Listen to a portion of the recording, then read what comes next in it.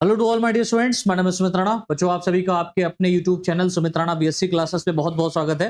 जैसा कि आप सभी जानते हैं कि हम लोग यहाँ पर बॉटनी सेकंड सेमेस्टर की क्लास लेकर के चल रहे हैं, जिसमें हम लोगों ने पहली यूनिट अपनी स्टार्ट की है ब्रायोफाइट्स। ठीक है, और ब्रायोफाइट्स में अभी तक 2 लेक्चर हमारे कंप्लीट हो गए हैं, जिसमें हम लोगों ने आर्किगोनिएट पहले लेक्चर में डिस्कस किया था, आर्किगोनिएट्स के बारे में कि आर्किगोनिएट्स क्या होते हैं, है ना। फिर उसके बाद में हमने आपको ब्रायोफाइट्स के जनरल फीचर्स पढ़ाए हैं, और आज का जो हमारा लेक्चर रहेगा ये ब्रायोफाइटा के ऊपर रहेगा बेटा। और ब्रायोफाइटा में जो हम पढ़ने वाले हैं वो है इसका क्लासिफिकेशन। क्या है बेटा? क्लासिफिकेशन। क्लासिफिकेशन को हिंदी में हम लोग कहते हैं बच्चों वर्गीकरण। तो ब्रायोफाइट्स के अंदर या ब्रायोफाइट्स का जो क्लासिफिकेशन दिया गया है वो किस तरीके का दिया गया है, किस आधार पर दिया गया है, उसकी हम बात करेंगे। ठीक है, तो स्टार्ट करते हैं बच्चों। और स्टार्ट करने से पहले क्लास को, अगर आप लोगों ने हमारे चैनल को सब्सक्राइब नहीं किया है तो आप सभी से हाथ जोड़कर के विनम्र निवेदन ये करता हूं कि आप लोग चैनल को सब्सक्राइब कर लीजिए, क्योंकि एक डाटा मैं शेयर करता हूं।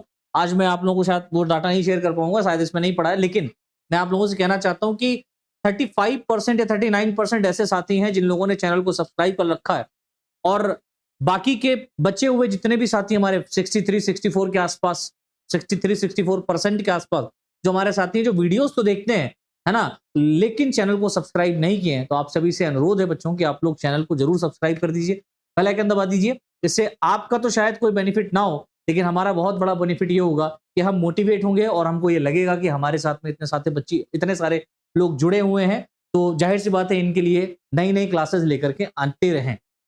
और ये कॉन्फिडेंस की कमी आप लोगों के सब्सक्रिप्शन और वीडियोस के लाइक के ऊपर कम हो जाती है कि यार इतनी मेहनत करके हम आप लोगों के बीच में, आप लोगों के साथ में इतने सारा लेक्चर लेकर के आ रहे हैं, कंटेंट लेकर के आ रहे हैं, आप लोग अपने एग्जाम में अच्छा कर पाए, इसके लिए हम मेहनत कर रहे हैं, और आप लोग अपना प्यार नहीं दे रहे हैं। तो प्यार बच्चों आप लोग अपना बनाए रखें, तभी यहाँ पर मोटिवेट रहेंगे, और मोटिवेट रहेंगे तो बिल्कुल हम आपके साथ में काम करते रहेंगे। चलिए स्टार्ट करते हैं। आज का हमारा तीसरा लेक्चर रहेगा बच्चों ये, और इस तीसरे लेक्चर में हम बात करेंगे क्लासिफिकेशन ऑफ ब्रायोफाइटा के बारे में। ठीक है, बहुत बहुत इंपॉर्टेंट है, ब्रायोफाइट्स के वर्गीकरण की हम बात करेंगे। देखिए, क्लासिफिकेशन जो इसका दिया गया है वो 3 क्लासेस इस पे मेनली रखी गई हैं। ठीक, तो डिवीजन जो ब्रायोफाइटा है, इस डिवीजन ब्रायोफाइटा में मुख्य रूप से 3 क्लासेस दी गई हैं जो मान्य क्लासिफिकेशन माना जाता है।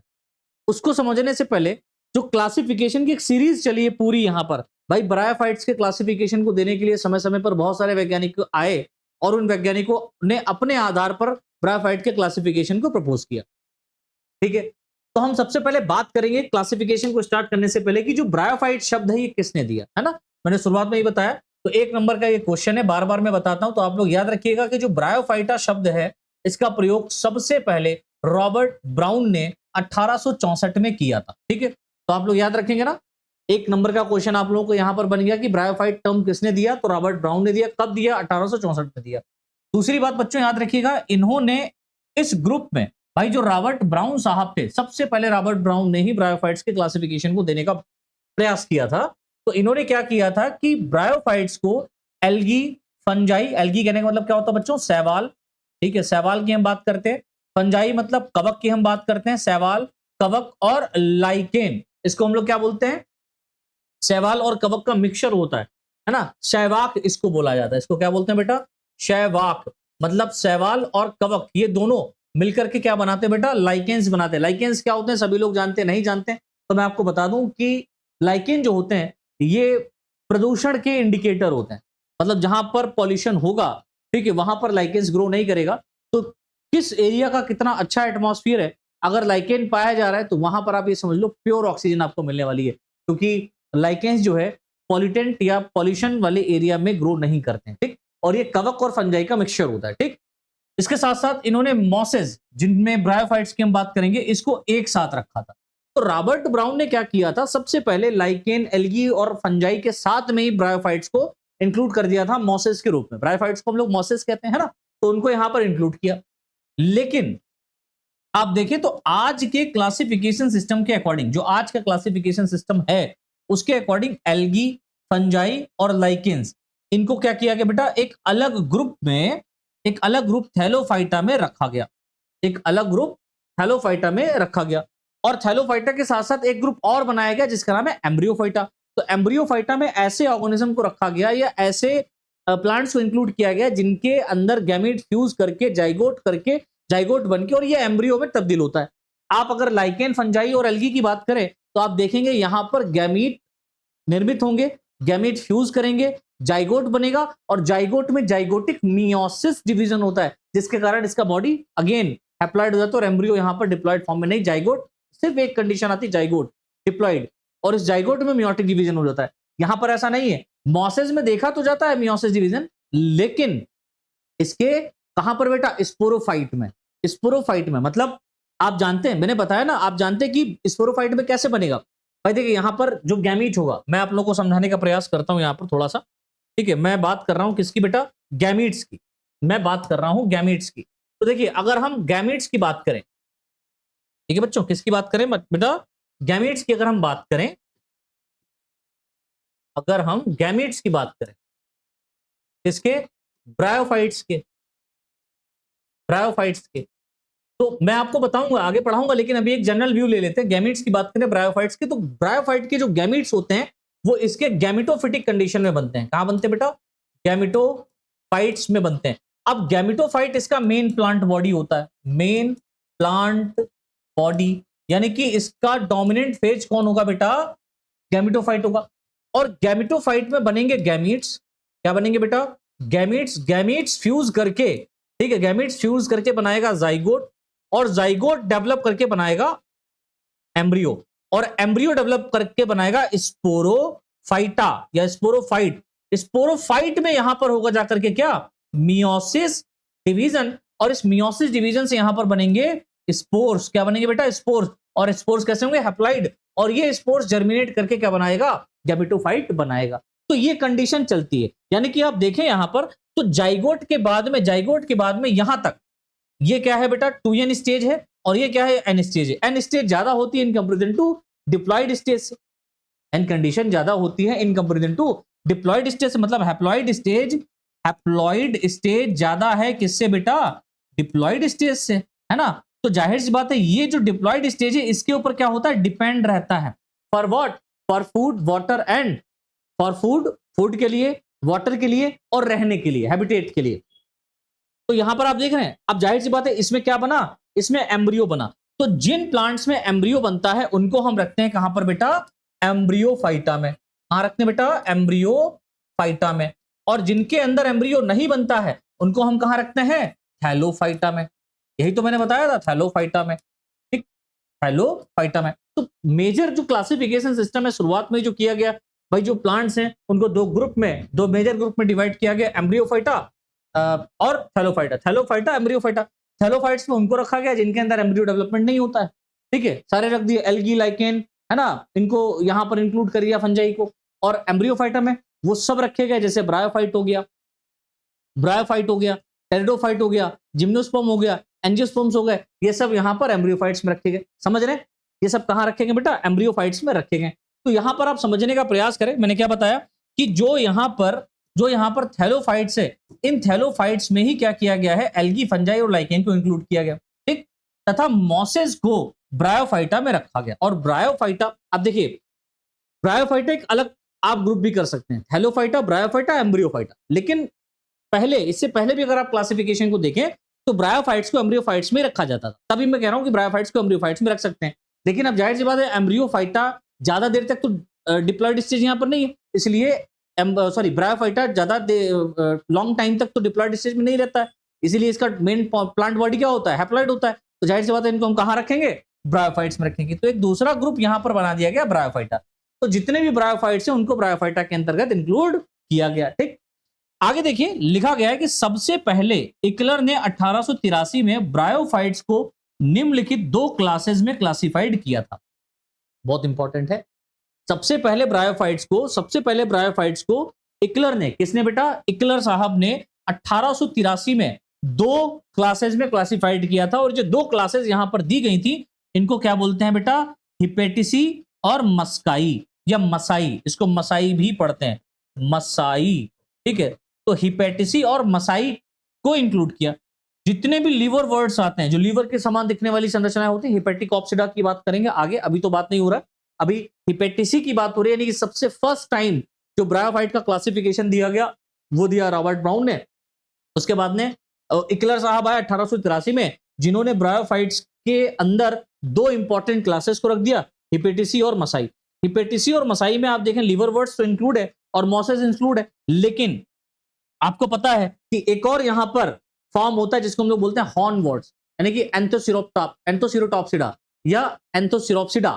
ठीक है, इनकी हम बात करें तो हॉर्नवर्ट्स को इन्होंने यहां पर इंक्लूड नहीं किया। तो लिखा हुआ है इकलर ने अपने क्लासिफिकेशन सिस्टम में हॉर्नवर्ट्स को इंक्लूड नहीं किया था। इस बात को आप याद रखिएगा, जिस कारण ये फेल हो गए। फिर इकलर के बाद में एक और वैज्ञानिक आया, ठीक है। इसके बाद फिर कौन आया? इकलर के बाद एंगलर, दोनों ई से शुरू हो रहे हैं, ई। इकलर के बाद आए एंगलर। एंगलर साहब ने 1892 में हिपेटिसी और मसाई, ठीक है, हिपेटिसी और मसाई क्लासेस में इन्होंने एंगलर की क्लासिफिकेशन सिस्टम को क्या किया? एक्सेप्ट किया कि भाई आप सही कह रहे हैं, आपके क्लासिफिकेशन सिस्टम को हम मान्यता देंगे, लेकिन हम हिपेटिसी और मसाई में 3-3 ऑर्डर को रखेंगे। ठीक है, कितने? 3-3 ऑर्डर को रखा। तो जो हिपेटिसी है, इस हिपेटिसी के अंदर 3 ऑर्डर इंक्लूड किए गए और मसाई के अंदर क्या किया गया बेटा? 3 ऑर्डर इंक्लूड किए गए, जो कि सही ऑर्डर नहीं है एक तरीके से देखा जाए, आगे चलकर के इनको चेंज किया जाएगा। अब हिपेटिसी में देखिए कौन कौन सा ऑर्डर आता है? 3। एक तो यहां पर आता है मार्केंशिएलीज, देखिए लिखा हुआ मैंने हिंदी में भी यहां पर लिखा मार्केंशिएलीज। ठीक है, पढ़ने का तात्पर्य आप याद रखिएगा, इसको एल्स नहीं पढ़ेंगे, एलीज कहेंगे। ठीक है, दूसरा है जंगर मेनियलीज, ठीक है, जंगर मेनियलीज। और तीसरा जो ऑर्डर यहां पर, ये तीनों क्या है बच्चों? ये तीनों ऑर्डर हैं। ऑर्डर को हिंदी में क्या कहते हैं बच्चों? गढ़। ठीक है, ये तीनों गढ़ हैं। और तीसरा क्या है? एंथोसिरोटेलीज, एंथोसिरोटेलीज, देख रहे हो? तो हिपेटिसी में 3 ऑर्डर रख दिए, कौन कौन से बेटा? बताओ मेरे साथ में। मार्केंशिएलीज, जंगर मेनियलीज और एंथोसिरोटेलीज। ठीक है, ये 3 यहां पर ऑर्डर रखे हिपेटिसी में, किसने?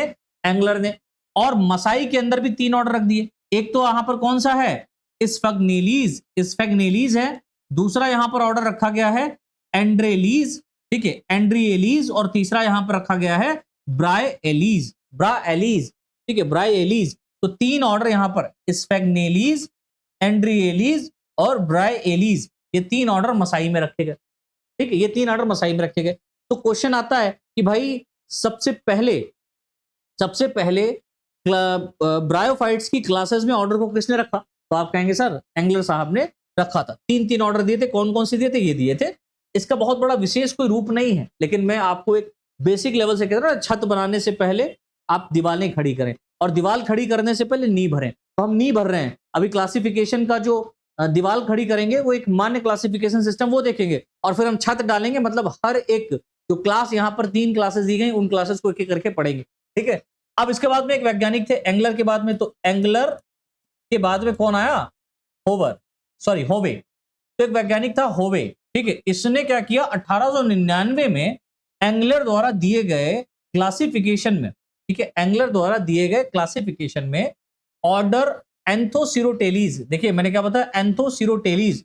जो ऑर्डर यहां पर कहां पर दिया गया है? हिपेटिसी में ऑर्डर जो दिया गया है एंथोसिरोटेलीज। ठीक है, तो ऑर्डर एंथोसिरोटेलीज को एक क्लास के रूप में प्रपोज किया, यानी कि यहां पर जो ऑर्डर एंथोसिरोटेलीज है इसको एक क्लास बना दिया।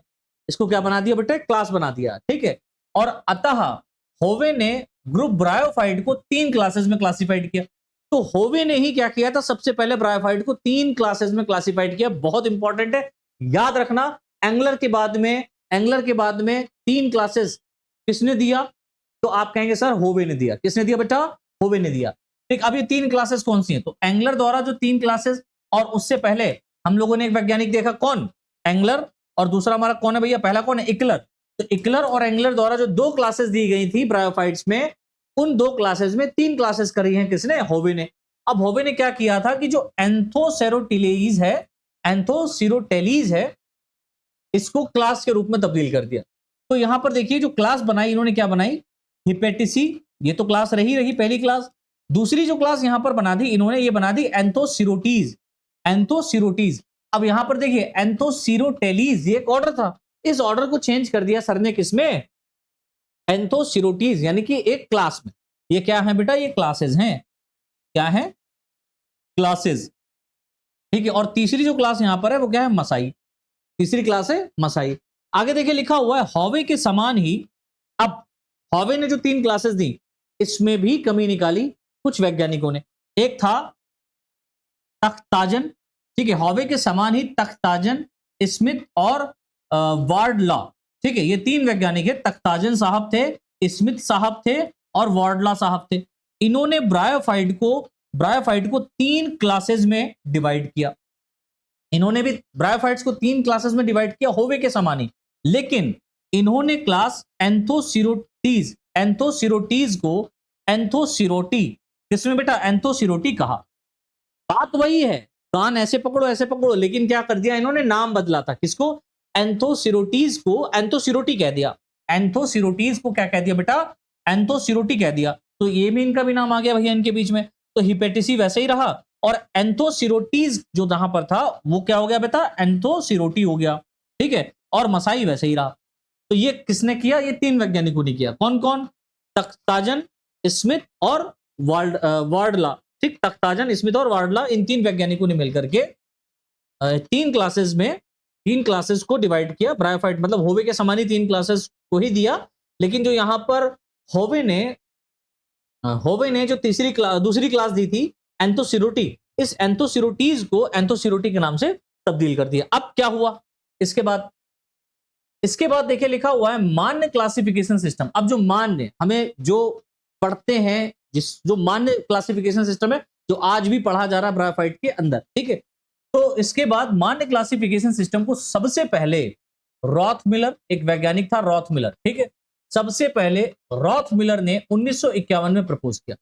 तो रॉथमिलर साहब ने, याद रखिएगा ये पॉइंट बहुत इंपॉर्टेंट है, ये अपडेटेड है, तो जाहिर सी बात है इसके विषय में क्वेश्चन आ सकता है। तो क्वेश्चन आ सकता है कि मान्य क्लासिफिकेशन सिस्टम को सबसे पहले किसने दिया, तो रॉथमिलर ने दिया था। इसके साथ में यदि रॉथमिलर के साथ में एक और साइंटिस्ट का नाम जुड़ा हो, जिसको हम लोग प्रॉस्कर कहते हैं, ठीक है, तो रॉथमिलर और प्रॉस्कर ने मिलकर के दिया। एक्चुअल में दोनों में थोड़ा सा डिफरेंस है, वो समझिएगा, दोनों को एक साथ नहीं लिख सकते हम, ठीक, क्यों नहीं लिख सकते, देखिए लिखा गया है कि इसके बाद मान्य क्लासिफिकेशन सिस्टम को सबसे पहले किसने दिया, रॉथमिलर ने 1951 में प्रपोज किया। अब देखो रॉथमिलर साहब ने काम किया था, तो रॉथमिलर ने तख्ताजन, स्मिथ और वाल्डेयर द्वारा, ठीक है, रॉथमिलर ने, तख्ताजन ने और स्मिथ ने और जो वार्डला ने क्लासिफिकेशन सिस्टम दिया उसी को एक्सेप्ट किया, ठीक है, द्वारा दिए गए क्लासेस को, ठीक है, द्वारा दिए गए जो क्लासेस थी, अब तख्ताजन, स्मिथ और वार्डला ने क्लासेस क्या दी, हिपेटिसी दी, एंथोसिरोटी दी और मसाई दी। अब इन 3 क्लासेस का बिल्कुल ही नाम परिवर्तित कर दिया। क्या नाम दिया इन्होंने, रॉथमिलर ने क्या नाम दिया, तो इन्होंने पहला नाम दिया हिपेटिकॉप्सिडा, जो हम लोग पढ़ेंगे। दूसरा नाम दिया एंथोसिरोप्सिडा, देखिए बात समझिएगा, एंथोसिरोप्सिडा, और तीसरा नाम दिया ब्रायोप्सिडा। तो यहां पर हिपेटिकॉप्सिडा और ब्रायोप्सिडा तो ठीक है, लेकिन एंथोसिरोप्सिडा की जो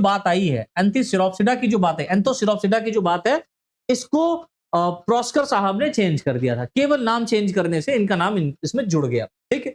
तो प्रॉस्कर ने 1957 में, अब जाहिर सी बात है 1951 में दिया था रॉथमिलर साहब ने अपने क्लासिफिकेशन सिस्टम को, ठीक है, जिन्होंने 3 क्लासेस रखी, कौन कौन सी, हिपेटिकॉप्सिडा, मेरे साथ बोलो बेटा, हिपेटिकॉप्सिडा, एंथोसिरोप्सिडा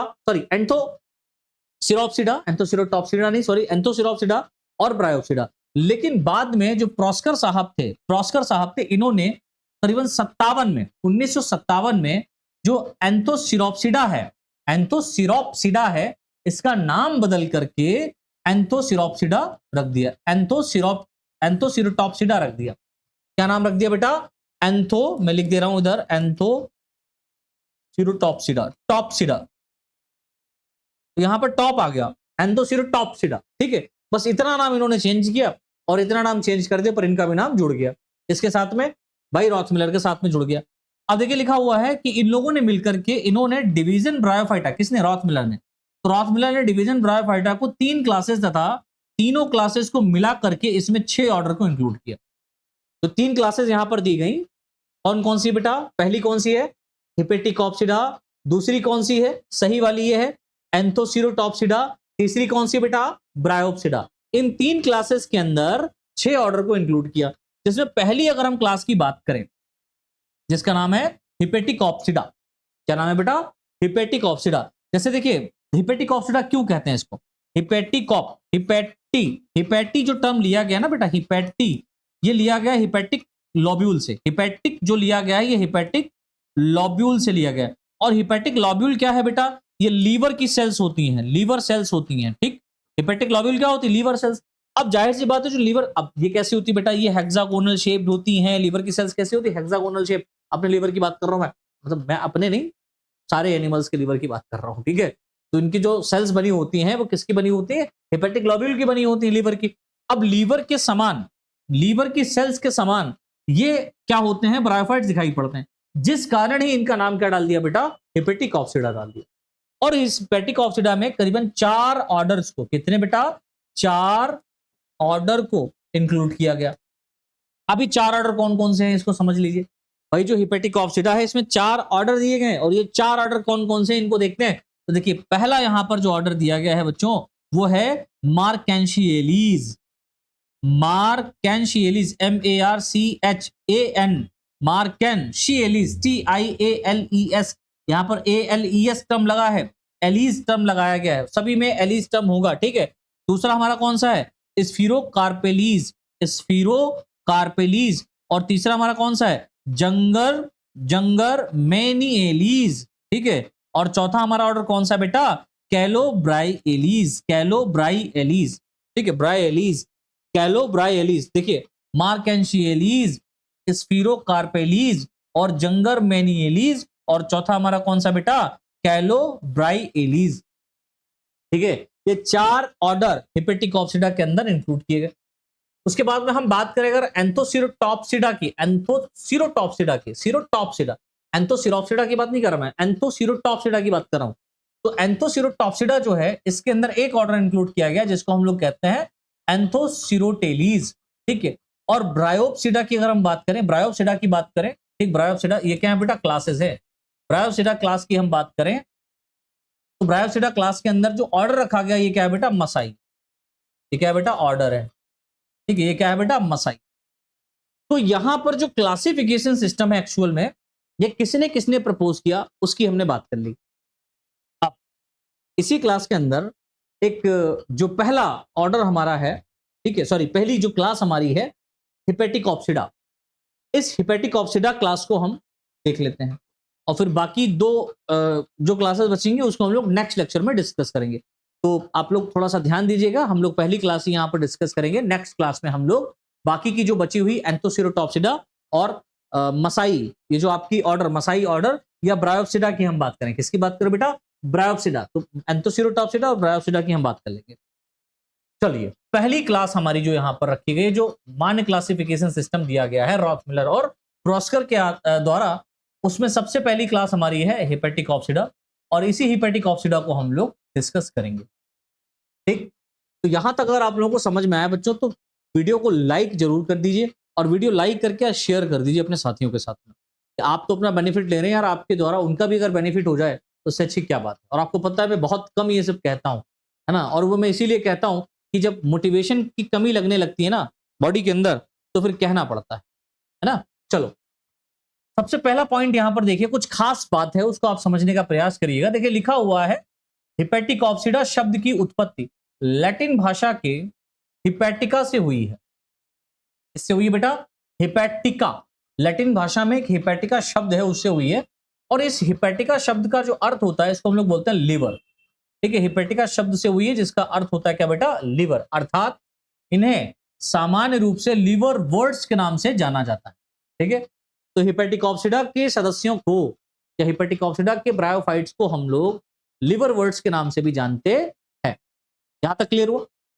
दूसरा पॉइंट आप याद रखिएगा कि इस क्लास में लगभग 280 जीनस को इंक्लूड किया गया है और करीबन 8500 यानी कि 8000 से 8500, ठीक, 8500 स्पीसीज को रखा गया है, ठीक है। तो 280 जीनस, 280 जीनस एंड 8500 स्पीसीज इस क्लास के अंदर हिपैटिक ऑप्सिडा के अंदर रखी गई हैं, ठीक है। और हिपैटिक ऑप्सिडा को हम लोग क्या कहते हैं बेटा, लीवर वर्ड्स के नाम से जानते हैं। ये देखिए मैं इसको हाईलाइट करते रहूं, इसको क्या बोलते हैं बेटा, लीवर वर्ड्स के नाम से जानते हैं, ठीक। क्यों कहते हैं वो मैं बता चुका हूं। अब पहला पॉइंट देखिए, इसमें लिखा हुआ है इस क्लास के ऑल मेंबर्स, यानी इस क्लास के अंदर जितने भी ब्रायोफाइट्स इंक्लूड किए गए हैं उनका शेप जो होता है वो लीवर के समान, जैसे कि आप बात करें मार्केंशिया की, तो मार्केंशिया का जो शेप होता है बेटा वो लीवर के समान होता है। और मार्केंशिया एक ऐसा, और इस क्लास की हिपेटिकॉप्सिडा क्लास के एक ऐसा ये सदस्य है जिसमें फुट, सीटा, कैप्सूल तीनों पाए जाएंगे। ठीक, तो ये भी आप याद रखिएगा। और रिक्सिया, रिक्सिया एक ऐसा एग्जाम्पल है इस क्लास के अंदर रखा गया जिसमें केवल और केवल कैप्सूल प्रेजेंट होता है, फुट और सीटा एब्सेंट होता है। ठीक, तो ये बात भी आप याद रखिएगा। तो इस क्लास के ऑल मेंबर्स का जो शेप होता है वो लीवर के समान होता है। जैसे हम बात करेंगे मार्केंशिया, और कैसा होता है बेटा, चपटा होता है, फ्लैट होता है। जैसे हम बात करेंगे रिक्सिया, ठीक है, होता है। दूसरी बात, इस क्लास के सभी मेंबर्स को, या इस क्लास के सभी मेंबर्स की बॉडी थैलस के समान व डॉर्सो वेंट्रल होती है। यानी डॉर्सल साइड्स पे भी आपको और वेंट्रल साइड पर डॉर्सो वेंट्रल फ्लैट होगी, डॉर्सल सरफेस और वेंट्रल सरफेस दोनों यहां पर प्रेजेंट होती है। और ये कैसा थैलस होता, वो कैसी बॉडी होती बेटा, इसकी थैलस के आकार की बॉडी होती है, थैलस नुमा, थैले के आकार की बॉडी होगी। ठीक है, तथा इसके थैलस पर, ये बात बहुत इंपॉर्टेंट है, इसको याद रखिएगा, तथा इसके थैलस पर आप देखेंगे कि राइजोइड्स और स्केल्स पाए जाते हैं। ठीक है, राइजोइड्स और स्केल्स प्रेजेंट होते हैं, राइजोइड्स और स्केल्स पाए जाते हैं। जिसमें आप देखेंगे कि जो राइजोइड्स होता है, ये बात भी आप याद रखिएगा, हिपेटिकॉप्सिडा के सदस्यों में जो राइजोइड्स होते हैं वो यूनिसेलुलर होते हैं और अनब्रांच होते हैं, यानी कि एक कोशिकीय होंगे और किसी भी तरीके से ब्रांच नहीं होते हैं, मतलब इनमें कोई भी शाखा नहीं पाई जाती। जैसे इस तरीके से इसमें कोई भी स्ट्रक्चर नहीं प्रेजेंट है। ये कैसे होते हैं बेटा, ये केवल और केवल यूनिसेलुलर और अनब्रांच्ड होते हैं, एक कोशिका से मिलकर के ही बनी होती, मतलब इसकी सेल लंबी होती है। ठीक है, एवं इसमें पाए जाने वाले जो स्केल्स होते हैं ना बच्चों, ये स्केल्स कैसे होते हैं, मल्टी सेलुलर होते हैं। जितने भी यहाँ पर ब्रायोफाइट्स की क्लासेस, यानी 3 क्लासेस रखी, तीनों क्लासेस में आप देखेंगे जो स्केल्स हैं वो मल्टी सेलुलर ही होंगे। ठीक है, चलो आगे बढ़ते हैं। देखिए नेक्स्ट पॉइंट लिखा हुआ है, इसके लीफ लाइक मेंबर्स, यानी कि पत्ती सम सदस्यों में पत्तियां नहीं पाई जाती। आप एक बात याद रखिएगा, मैंने शुरुआत में जो क्लासिफिकेशन से पहले जो मैंने जनरल फीचर्स पढ़ाए उसमें मैंने आपको बताया होगा या बताया है कि ब्रायोफाइट्स में रूट, स्टेम, लीफ एब्सेंट होता, नहीं पाया जाता। लेकिन यहां पर पत्ती के समान जो सदस्य पाए जा रहे हैं, जिनमें पत्ती जैसी संरचनाएं देखने को मिलती लेकिन वो पत्तियां नहीं होती, तो इनके लीफ लाइक सदस्यों में, है ना, पत्ती जैसी सदस्यों में, जैसे आप बात करें पोरेला की, फॉर एग्जाम्पल यहां पर पोरेला रखा गया है, तो पत्ती की जैसे संरचनाओं को प्रदर्शित करता है। ठीक है, पत्तियों की तरह छोटी छोटी संरचनाएं पाई जाती है जो स्टेम लाइक, यानी कि स्टेम लाइक बोले तो तनासम संरचना, है ना, तनासम संरचना पर 2 पंक्तियों में, 2 रोज में अरेंज रहती है। ठीक है, in its leaf like members, for example पोरेला, small structures like leaves are found which are arranged in 2 rows on a stem like structure। ठीक है, एक तनासम जैसी संरचना के ऊपर पत्ती जैसी संरचनाएं 2 पंक्तियों में अरेंज रहती हैं। ठीक है, चलो आगे देखिए, लिखा हुआ है लीवर वर्ड्स को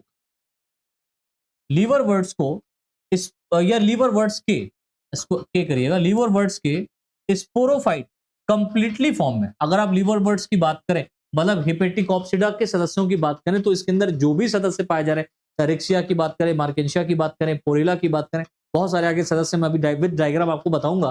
ठीक है, इन सभी की बात करें तो इनका जो कंप्लीट स्पोरोफाइट होता है, जो स्पोरोफाइट होता है वो कंप्लीट फॉर्म में गैमेटोफाइट पर डिपेंड रहता है।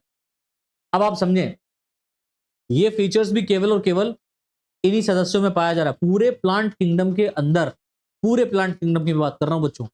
यानी ब्रायोफाइट ही एक ऐसे सदस्य होते हैं जिसके अंदर आप देखेंगे कि जो स्पोरोफाइट है वो पूरी तरीके से, मतलब पूरी तरीके से फुल्ली डिपेंड, स्पोरोफाइट जो कि 2n स्ट्रक्चर होगा, डिप्लॉयड स्ट्रक्चर है, जाइगोट के बाद में स्पोरोफाइट बनता है। तो जो स्पोरोफाइट है ये पूरी तरीके से गैमेटोफाइट पर डिपेंड होती है, यानी कि जो गैमीट बनाने वाली संरचनाएं होती हैं उसके ऊपर ये डिपेंड रहता है। ठीक है, अर्थात ये किसके लिए डिपेंड है, तो ये पानी के लिए, भोजन के लिए, पानी के लिए, भोजन के लिए तथा आवास के लिए, है ना, food water and habitat, food water and habitat के लिए गैमेटोफाइट पर कंप्लीटली डिपेंड रहता है, पूरी तरीके से क्या रहता है बच्चों, डिपेंड रहता है। ठीक है, आगे देखिए नेक्स्ट पॉइंट लिखा हुआ है कि लिवर वर्ड्स का स्पोरोफाइट फुट, सीटा और कैप्सूल का बना होता है, बहुत बहुत विशेष है। तो लिवरवर्ट्स का स्पोरोफाइट है वो फुट सीटा कैप्सूल का बना होगा, राइट। लेकिन आप देखेंगे अपवाद स्वरूप, आप अपवाद स्वरूप यहां पर एक्सेप्शनल केस एक देखेंगे जिसका नाम है रिक्सिया, ठीक है। तो रिक्सिया के स्पोरोफाइट में केवल और केवल कैप्सूल पाया जाता है। रिक्सिया के स्पोरोफाइट में केवल और केवल कैप्सूल पाया जाता है। फुट सीटा कैप्सूल की बात करें तो आप एग्जाम्पल में यहां पर मार्केंशिया को लिख सकते हैं। तो मार्केंशिया में फुट सीटा कैप्सूल मिलेगा, लेकिन रिक्सिया में केवल और केवल कैप्सूल मिलेगा, फुट और सीटा एब्सेंट होगा, बराबर। नेक्स्ट पॉइंट देखिए लिखा हुआ है इस क्लास के कुछ सदस्यों के स्पोरोफाइट में, बहुत विशेष बात है, इस बात को याद रखिएगा कि इस क्लास के कुछ सदस्यों के स्पोरोफाइट बोले तो जो स्पोर्स प्रोड्यूसिंग ऑर्गन है या स्पोर्स प्रोड्यूसिंग स्ट्रक्चर है उसमें इलेटर्स क्या प्रेजेंट होंगे बेटा, इलेटर्स भी पाए जाते हैं। अब आप बात करेंगे इलेटर्स क्या होते हैं, जैसे आप मार्केंशिया की बात करें तो मार्केंशिया में नर्व सेल्स जो होती हैं, क्या होती है बेटा, नर्व सेल्स, वह कोशिकाएं जो स्पोर्स को या स्पोर्स की देखरेख में काम करती है ना, उनको नर्व सेल्स कहते हैं। तो नर्व सेल्स क्या हो जाते हैं बेटा, इलेटर्स में, नर्व सेल्स इलेटर्स में मॉडिफाइड हो जाती हैं और यह इलेटर्स हाइग्रोस्कोपिक होते हैं। हाइग्रोस्कोपिक कहने का मतलब समझते हो बच्चों, हाइग्रोस्कोपिक कहने का मतलब होता है कि वाटर को एब्जॉर्ब करना, ठीक है, और फिर वो सूख जाना, यानी कि एब्जॉर्ब करके गीला हो जाएगा और सूख जाएगा, जिसके कारण क्या होगा, ये सिकुड़ेगा और फैलेगा। सिकुड़ने और फैलने की इस प्रकृति को हम हाइग्रोस्कोपिक कहते हैं। सिकुड़ेगा कब, जब पानी बॉडी के बाहर निकल जाएगा, मतलब पानी इसमें से निकल जाएगा, और ये फैलेगा कब, जब पानी इसके अंदर एब्जॉर्ब हो जाएगा। तो हाइग्रोस्कोपिक नेचर कहने का मतलब होता है इलेटर्स हाइग्रोस्कोपिक होते हैं, अर्थात इसमें पानी एब्जॉर्ब हो सकता है और पानी निकल भी सकता है, सिकुड़ और फैल सकते हैं, जिसके कारण क्या होता है, स्पोर्स के डिस्पर्सल में सहायता मिलती है। यानी कि जो एलेटर्स होते हैं ये स्पोर्स को क्या करते हैं बेटा, स्पोर्स को डिस्पर्स करते हैं, मतलब स्पोर्स को रिलीज करने का काम करते हैं, ठीक। चलो अब हम एग्जांपल्स की बात करते हैं, है ना भाई। जो हमारे एग्जांपल्स हैं यहाँ पर वो कौन कौन से हैं, तो सबसे पहला यहाँ पर एग्जांपल रखा गया बेटा रिक्सिया। और रिक्सिया में खास बात आपको याद रखनी है कि मैंने बता दी कि इसमें केवल क्या पाया जाता है बेटा, कैप्सूल पाया जाता है, जो कि बहुत बहुत इंपॉर्टेंट है। और इस इंपॉर्टेंट फीचर की वजह से ये 1 नंबर का ऑब्जेक्टिव क्वेश्चन यहाँ पर बन गया, ठीक है। 1 नंबर का ये बेटा ऑब्जेक्टिव क्वेश्चन बन गया कि बताओ भैया हेपेटिक ऑब्स्टिटा के अंदर ऐसा कौन सा सदस्य है जिसमें केवल केवल कैप्सूल पाया जाता है, तो आप कहेंगे सर रिक्सिया। और रिक्सिया कुछ रियल फॉर्म में ऐसा दिखाई पड़ता है, ठीक है। ये आपको पता है ऐसी जमीन पर उगते हैं जहां पर पानी की व्यवस्था हो, ठीक है, या नम भूमि हो, दलदली भूमि या नम भूमि हो, वहां पर ये ग्रो करते हैं। और यहाँ पर आप देखिए कितना प्यारा सा ये लग रहा है, इसका जो थैलस है वो जो कितना बेहतर लग रहा है, इस तरीके से डाइकोटोमोसली थैलस होता है। आगे रिक्सिया पढ़ाना भी है बच्चों, तो मैं रिक्सिया पढ़ाऊंगा आपको, तो वहां पर पूरा थैलस इसका डिफाइन करूंगा अच्छे से, ठीक है। और इस तरीके से ये पाया जा रहा है, डाइकोटोमस ब्रांच पाई जा रही, मतलब यहाँ पर देखो इस तरीके से आया एक थैलस और यहाँ पर बीच में कट गया, फिर ऐसे आ गया, इसमें समझो ये देखो थैलस आया और ये बीच में ऐसे कट गया, ठीक, ये डाइकोटोमस हो गया, 2 ब्रांचेस एक थैलस में आपको देखने को मिली, तो दैट इज डाइकोटोमस ब्रांच। और यहाँ पर देखिए ये क्या है बेटा, एक रिक्सिया है, रिक्सिया स्पीसीज, और इस रिक्सिया स्पीसीज के अंदर, ये रिक्सिया की स्पीसीज के अंदर थैलस जो होता है वो कुछ इस तरीके से आपको देखने को मिल रहा है, ठीक। ये थैलस ऐसा पाया जाता है। इस थैलस को आपने यहाँ पर निकाल के देखा, तो इस थैलस में आप देख रहे हैं ये डाइकोटोमोसली थैलस होता है, यानी कि एक ब्रांच ऐसी यहाँ पर आई, ये एपिकल नॉच है, और ये जो ब्रांच यहाँ पर अलग हुई इस तरीके से, ठीक है, this is the dichotomous branch. ये जो एक ब्रांच बोली जाएगी, ये क्या बोली जाएगी, डाइकोटोमस,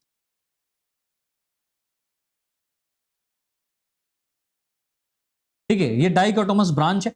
यहां पर देखिए वेंट्रल स्केल्स प्रेजेंट है, मतलब साइड में यहां पर ऐसे पीछे वेंट्रल साइड में डॉर्सल सरफेस है इसकी, ये इसकी क्या बेटा, ये इसकी डॉर्सल सरफेस है, डॉर्सल सरफेस ऊपरी सतह। और इसके ठीक नीचे यहां पर देखो वेंट्रल स्केल्स, यानी कि इसके नीचे की अगर आप इसको पलट दें तो नीचे की तरफ क्या पाया जा रहा है बेटा, वेंट्रल सरफेस पाया जा रहा है। और वेंट्रल सरफेस पर बेटा राइजोइड्स प्रेजेंट हैं, और राइजोइड्स के साथ साथ आप देख रहे हैं वेंट्रल स्केल्स, यानी स्केल्स भी पाया जा रहा है। तो राइजोइड और स्केल्स इसकी वेंट्रल सरफेस पर मिलते हैं। और ये क्या बेटा, एक थैलस का लोब है, एक थैलस का ये अलग से लोब है। और यहां पर ये क्या पाया जा रहा है बेटा, नॉच पाया जा रहा है, नॉच नुमा स्ट्रक्चर प्रेजेंट होता है। तो इस तरीके से इसको हम लोग एपिकल नॉच कहते हैं, क्या कहते हैं बेटा, एपिकल नॉच। तो इस तरीके से ये क्या हो गया बेटा, रिक्सिया हो गया। रिक्सिया को आगे हम लोग फर्दर डिस्कस भी करेंगे डिटेल में, ठीक है। चलो नेक्स्ट एग्जांपल हम यहां पर लेते हैं, मार्केंशिया। नेक्स्ट एग्जांपल क्या है हमारा बेटा, मार्केंशिया। अब जो मार्केंशिया है ना, जो मार्केंशिया है इसमें आपको याद रखना है कि इसे लिवरवर्ट्स के नाम से जाना जाता है। मार्केंशिया को हम लिवरवर्ट्स के नाम से जानते हैं।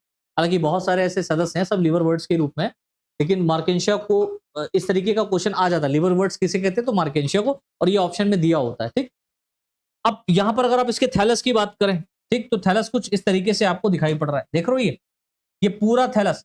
यहां पर भी ये कैसा बेटा, डाइकोटोमसली ब्रांच का है, लेकिन ये थोड़ा सा खुरदुरा है, इस तरीके से प्रेजेंट है, देख रहे हो, लीफ लाइक, पत्ती जैसी संरचना के रूप में आपको ये थैलस देखने को मिल रहा है। अगर आप ध्यान से देखें तो मार्केंशिया जो है रिक्शिया की तरीके से ही है, लेकिन यहां पर मेल प्लांट और फीमेल प्लांट के रूप में, यानी कि मेल मार्केंशिया ब्रायोफाइट और फीमेल मार्केंशिया ब्रायोफाइट के रूप में आपको देखने को मिलेगा, जिसके एक थैलस के ऊपर मेल रिप्रोडक्टिव ऑर्गन जिसको हम लोग एंथीरिडियोफोर कहते हैं, और दूसरे थैलस पर आर्चिगोनियोफोर डेवलप होते हैं। एंथीरिडियोफोर के ऊपर या थैलस, जो यहां पर इस थैलस पे एंथीरिडियोफोर जो डेवलप हुए हैं, इन एंथीरिडियोफोर्स पर डिस्क नुमा संरचनाएं बनती हैं, जिसके अंदर बेटा एंथेरोजॉइड्स का निर्माण होता है। किसका नाम निर्माण होता है, एंथेरोजॉइड्स।